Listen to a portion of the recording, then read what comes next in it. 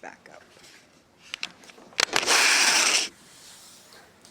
Let me start here.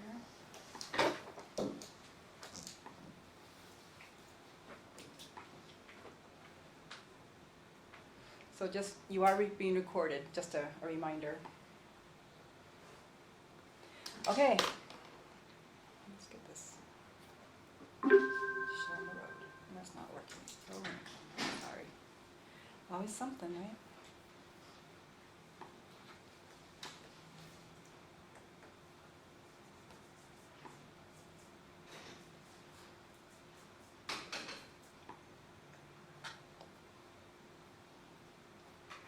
Okay, and it's not coming up.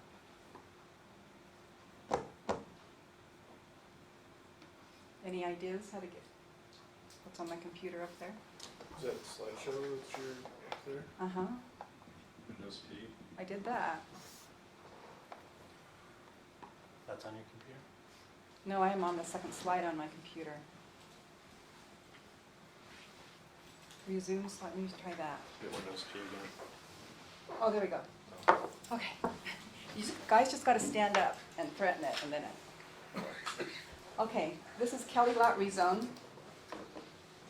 at 659 South, 350 West.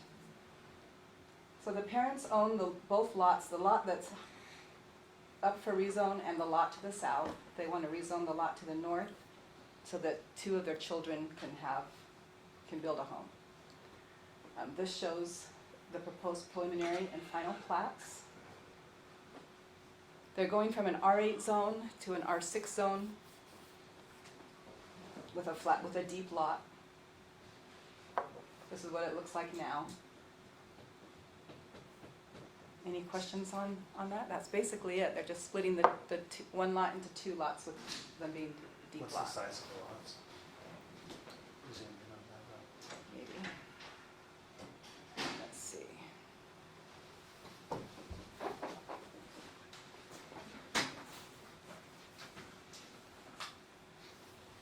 It's not really responding to what I'm doing. So the lot 1 is 7,464 square feet. Lot 2 is 7,555 square feet. And they're going R6 because They're of the going to lot. R6. They really could do R6.5 if they wanted to. They have 87 frontage, and so even if they cut the 20 feet off, they're keeping the easement with lot 1. So they have frontage and size. I don't know what they're going with 6, but that's what they wanted to do for the R6. So the minimum lot size on an R6 zone is 6,000 square feet with 60 feet of frontage. So they have 7,400 and 7,500 square feet and 87 feet of frontage, so they just want to do it to R6. Any questions? Don't hear any. Okay. Was everybody in favor of this moving forward? As a zone? Is it As a zone change, yeah. Not the plats though, but yeah, the zone change are fine. Okay. Is any opposed moving forward? Do we need a motion? Or do you want to bring a motion? Sam, do you have a motion for us? I'll make a motion that we move forward with the staff supports the concept of the zone change from an R8 to an R6 for Kelly's rezone. Second. Okay. All in favor? Say aye. Any opposed? And I can't get my computer to work, sorry. I'm off of it. I need to resume slideshow. Okay, whew, that's what you wanted to say, okay. I also forgot, we need to approve the minutes from May 2nd and May 9th, because we didn't do that before. Should we do that now, or should we keep going and do that at the end? Let's do it at the end. Okay, I'll put stars so we don't forget. Okay, Rolling Sand, Plat A, on 1765 South Sand Hill Road. They want to split into 2 lots with a deep lot. They're not rezoning, they're just splitting one lot, keeping it in the same zone, just splitting it to lot 1 and lot 2. They'll have a 20-foot wide concrete driveway easement to the rear.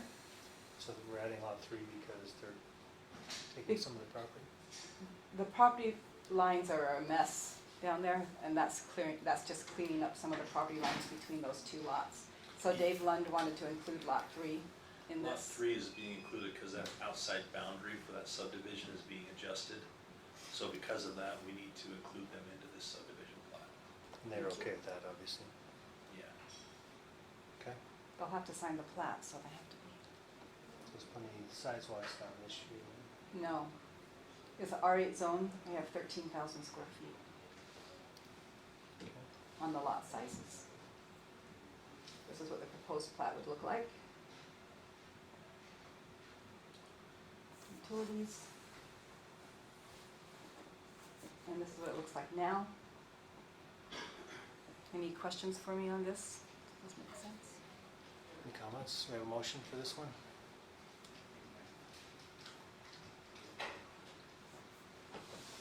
So I'll move that we approve this, or recommend that we approve this. Do I get a second? I'll second. All in favor? Aye. Any opposed? All right, Bastian property. They are taking, you can see there's, where the outline in red is the big lot. They also have that smaller lot inside of it. They're taking that smaller lot and moving it to the south. So you can see the preliminary plat here. It's moved from the north down to the south end of the property. This is in the R8 zone also. This is what the plat looks like. That's what it looks like from the street. Any questions on this one? So is there intent to build a home on the lot number 2, do we know? I think so. They haven't really Yeah. said. They're more concerned with the big lot where they want to build the home. Okay. Any issues on this? What's the size of the second lot? Since I can't make my computer work, let me go down to, my computer's not on the same page as you guys are, but I can definitely bring it over here. It is 11,730 square feet.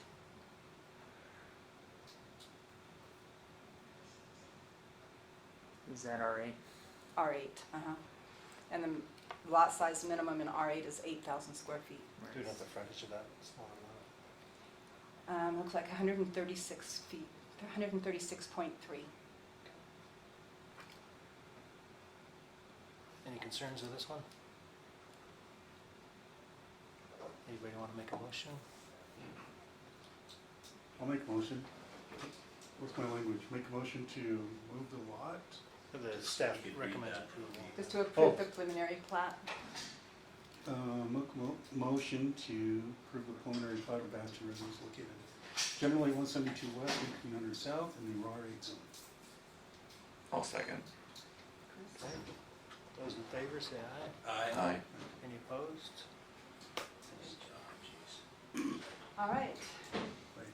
chapter 10, floodplain. Affects all the floodplains in the city is text amendments to the code. So I can go through all these. The main idea behind this is that as we went through our review this year with FEMA, they required us to modify this to allow a minimum of 1 foot, actually verbiage in the code that would require 1 foot above the floodplain, the base flood elevation. Right now it refers to it or infers that it needs to be a foot above, but it doesn't really say that it has to be a foot above, so they want us to change that ordinance. So that anybody that built in the floodplain would have to be at least, know the base flood and not build anything above at least 1 foot. So we're making these changes to the code. It does not go to planning commission, it does go straight to city council, so. Any questions or, By a foot above, you mean a finished floor elevation basement, what are you talking there? so any livable, so any mechanical equipment, anything needs to be a foot above that. So any full base, basements are gonna be unless they're extremely tall at that point, so we've had a couple homes built in the last few years that argued with us about putting their equipment in their basement and stuff, so anything in a basement or main level has to be at 1 foot above the base flood elevation, if it's known. If not, they'll have to find out what it is. So we have a Board of Adjustment request going on a lot, it has nothing to do with this, but up the canyon, which you guys may have reviewed with the septic tank and other things. that would require, there is no base flood known in that location, so the Board of Adjustment assumes that they would grant a variance, then they're gonna have to go to an engineer and actually have them create what the base flood is, and then build their home a foot above that. So this isn't gonna, well, it will eventually deal with that, but the other issue will require anything to be built in a floodplain to be at least a foot above a known base flood elevation.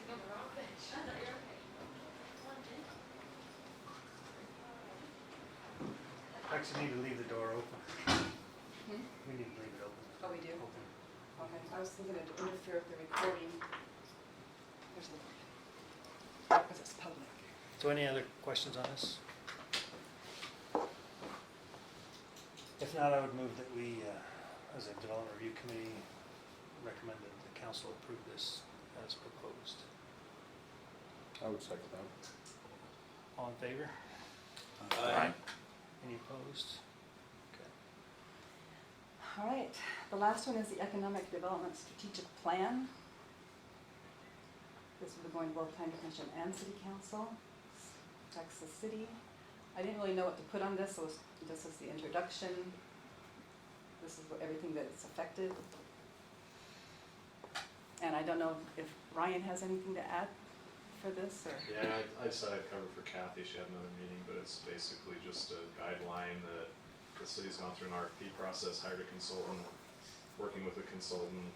They've had a number of business meetings with the public, and have come up with a strategies and goals to do economic development over the next 5 to 10 years.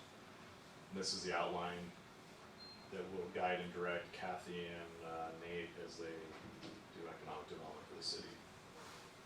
So this is also part of the general plan and is adopted as a chapter in the general plan. And so therefore it has to go to Planning Commission and City Council. This is an appendix. Yes, as an appendix, correct. So if the council approves this, then it becomes official doctrine as to how we proceed forward with working with businesses.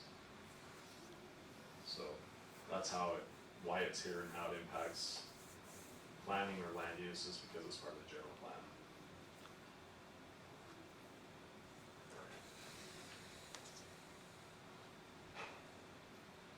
Any comments, Questions? questions? So we'll do a couple things. One, I think Kathy's making some amendments to chapter 5, which kind of outlines some basics, and then it refers back to the appendix. So we're amending chapter 5, but then adopting the plan as appendix E, I believe. And this will replace the 2014 plan, that's the last time it was updated. This probably just identifies some economic or some funding sources, but doesn't commit us to anything. Right. Correct, there's no funding requirements or funding associated with it. Yep. There's no other comment, we'll entertain a motion. I'll move that we approve the plan as presented. Have a second? Second. All in favor, say aye. Aye. Any opposed? Okay. Okay, we just need to approve the minutes from May 2nd and May 9th. I'll make a motion to approve the minutes from May 2nd. Any second? I'll second that. All in favor, say aye. Aye. Any opposed? Okay. Wow, That's our it. first long meeting we've had. I know, more than one item. Mhm. So we have to move to adjourn then too? Yeah. Make a motion that we adjourn. All in favor? Aye. All right. Did anybody second that? Second. Okay. Okay, thanks everyone. Appreciate that. Thank you. And watch out for the cord.